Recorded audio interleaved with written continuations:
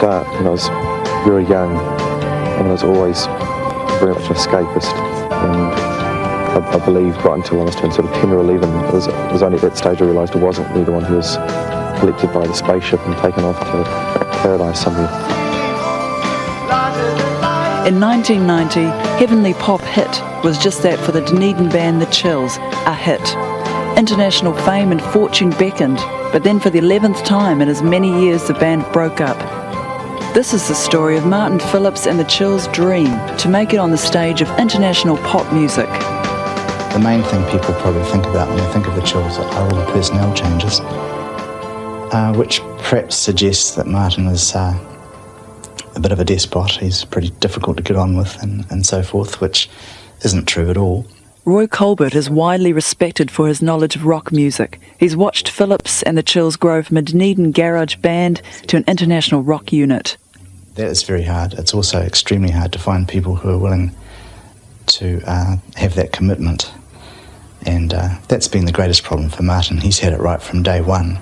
And it's very difficult to find 3 or 4 other people at the same time with the right musical talent, the right musical chemistry, all that sort of thing, to sort of go on that enormous journey with him. Dunedin Town Hall, back on home ground where it all began in 1980 for this, the last gig of a 6-month international tour. A 7-album deal had been signed with Slash, an American record company. Their second album, Submarine Bells, had been recorded in England. In the United States, it had reached #1 on the influential campus radio charts and had been universally acclaimed by rock critics at home and abroad. It seemed finally that the years of hard work that Martin Phillipps and the other members of The Chills had put in was about to pay off. The unlikely dream of a Dunedin garage band taking to the world what it believed was great music seemed on the threshold of becoming a reality. Thanks. Do it. Good evening. Rock and roll. This band, the 11th Chills lineup, had slowly discovered that band leader and songwriter Martin Phillipps was on a personal quest for pop perfection. I think he believes in his music to be, maybe the top 10% of some of the best music written in the world ever. He's trying to improve on songs that were written by the great songwriters of the 60s and the 70s. And that burden in itself, I've used the word burden because it sort of is in a personal way for Marty, because it's, you have to make sure that everything you put down on tape and everything you do live and everything you do has to be sort of like perfect. Sitting watching clouds go by, falling across a very wide sky. It's a night chill blue and I'd like to say how I love you, but it's all been said in other songs, and if I try to say it new, then I'll say it wrong. So where did it all begin? Dunedin in the mid-1970s was an unlikely birthplace for what has become known as the Dunedin sound. But what the Chills and the other Dunedin bands that have ventured out into the music world had in common was a second-hand record store run by Roy Colbert. Hi.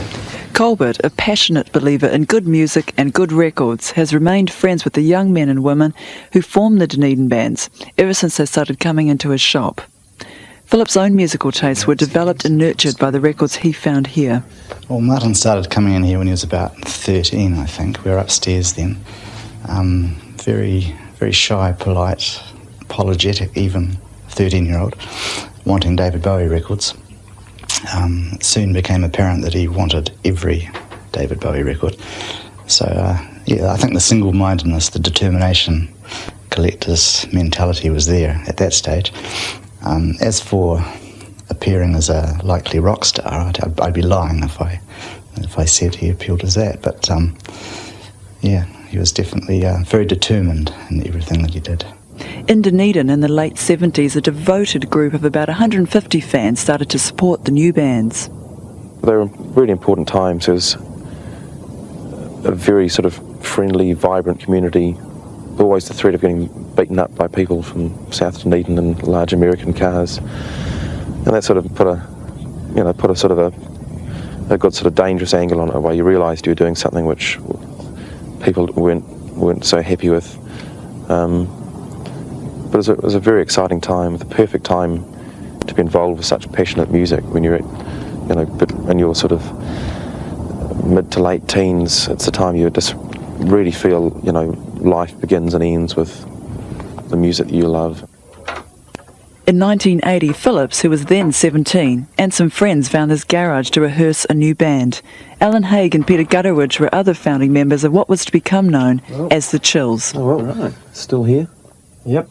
And I remember being quite nervous about it in a way, because, I don't know, in a way it's not dissimilar to sleeping with someone for the first time, playing music with people that you don't really know, and it's, you don't know if it's going to work, you don't know if it's going to be productive or not.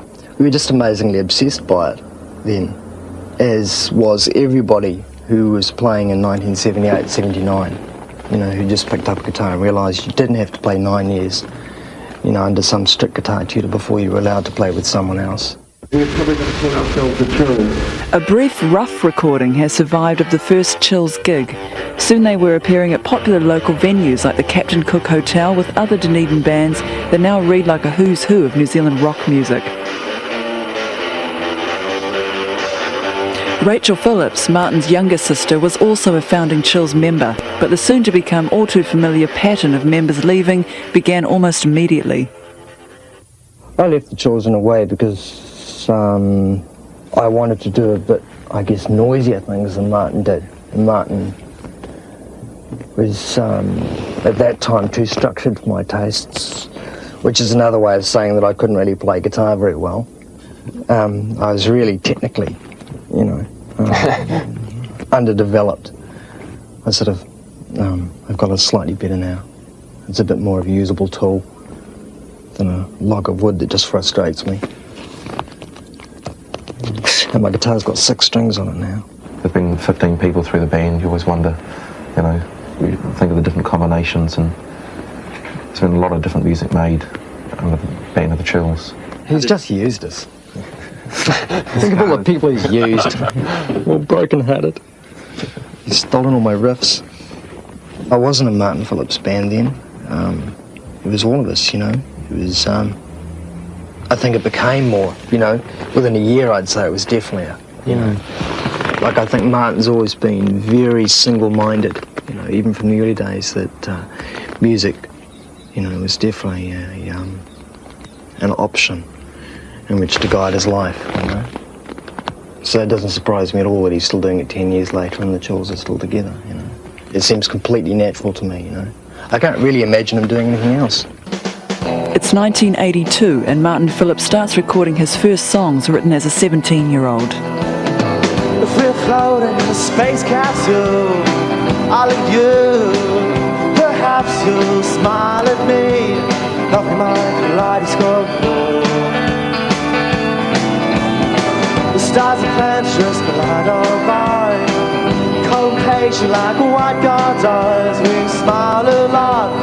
Nothing on Kaleidoscope World.